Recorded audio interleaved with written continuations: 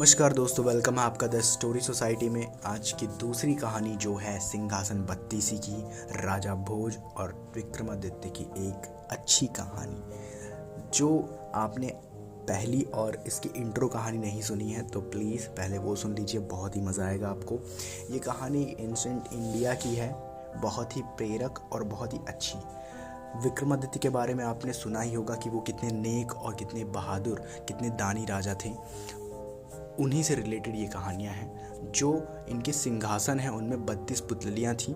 जब राजा भोज को ये सिंहासन मिला तो वो 32 पुतलियाँ एक एक करके राजा विक्रमादित्य के बारे में कहानियाँ बताती हैं। ये उसी के बारे में है।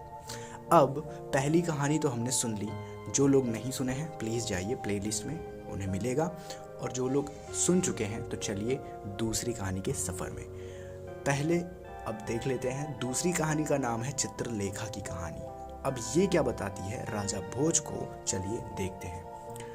अगले दिन जैसे ही राजा भोज ने सिंहासन पर बैठना चाहा तो दूसरी पुतली बोली, जो राजा विक्रमादित्य जैसा गुणी हो, पराक्रमी हो, यशस्वी हो, वही बैठ सकता है इस सिंहासन पर। राजा ने पूछा, विक्रमादित्य में क्या गुण थे? पुतली चित्रलेखा ने कहा, सुनो। एक बार राजा विक्रमादित्य की इच्छा योग साधने की हुई।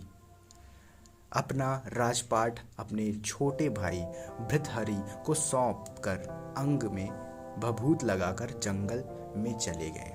उसी जंगल में एक ब्राह्मण तपस्या कर रहा था। देवताओं ने प्रसन्न होकर उस ब्राह्मण को एक फल दिया और कहा, जो इसे खा लेगा वह अमर हो जाएगा।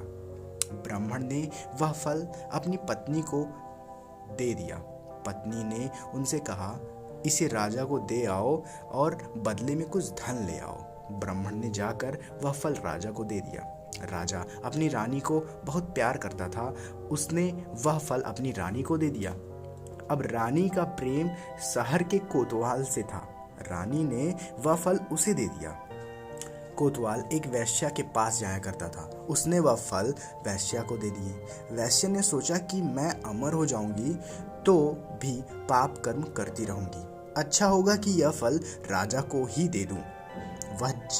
वह जिएंगे तो लाखों का भला करेंगे।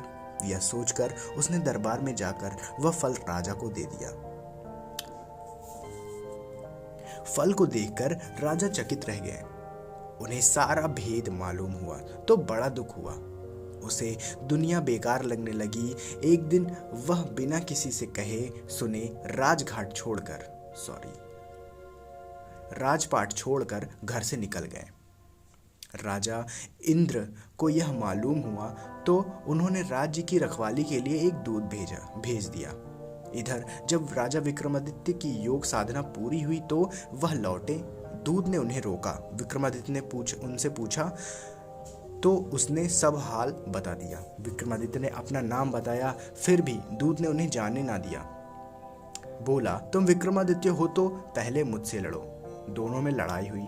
विक्रमादित्य ने उन्हें पछाड़ दिया। दूत बोला, मुझे छोड़ दो, मैं किसी दिन आपके काम आऊंगा। इतना कहकर पुतली बोली, राजन, क्या आप में इतना पराक्रम है कि इंद्र के दूत को हरा कर अपना गुलाम बना सको? अब ये सुनते ही राजा भोज, मेरे ख्याल से वो फिर से उस गद्दी पर बैठने वाले थे, उस सिंहासन पर बैठने वाले थे और फिर नहीं बैठते। अब तीसरी कहानी जब हम सुनेंगे फिर हमें पता चलेगा कि तीसरी कहानी में क्या है कि राजा भोज और राजा विक्रमादित्य में इतने अंतर बताती है। इसी रोमांचक कहानी से रिलेटेड अगर आप देख रहे हैं तो ज़रूर सब्सक्राइब करिएगा, आपको बहुत मज़ा आएगा। दोस्तों को साथ शेयर करिएगा। मिलते हैं फिर नेक्स्ट तीसरी कहानी पे।